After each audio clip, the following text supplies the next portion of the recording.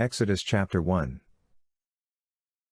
Now these are the names of the sons of Israel, who came into Egypt. Every man in his household came with Jacob: Reuben, Simeon, Levi, and Judah, Issachar, Zebulun, and Benjamin, Dan and Naphtali, Gad and Asher.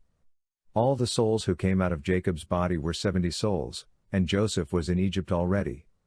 Joseph died, as did all his brothers, and all that generation. The children of Israel were fruitful, and increased abundantly, and multiplied, and grew exceedingly mighty, and the land was filled with them. Now there arose a new king over Egypt, who didn't know Joseph. He said to his people, "Behold, the people of the children of Israel are more and mightier than we. Come, let's deal wisely with them, lest they multiply."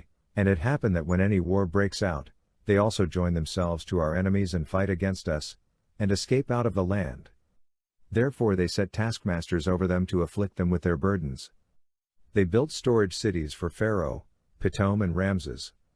But the more they afflicted them, the more they multiplied and the more they spread out. They started to dread the children of Israel.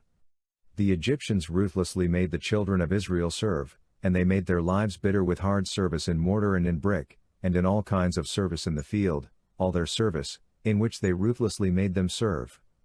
The king of Egypt spoke to the Hebrew midwives, of whom the name of the one was Shiphrah, and the name of the other Puah, and he said, "When you perform the duty of a midwife to the Hebrew women, and see them on the birth stool, if it is a son, then you shall kill him, but if it is a daughter, then she shall live." But the midwives feared God, and didn't do what the king of Egypt commanded them, but saved the baby boys alive. The king of Egypt called for the midwives, and said to them, "Why have you done this thing and saved the boys alive?"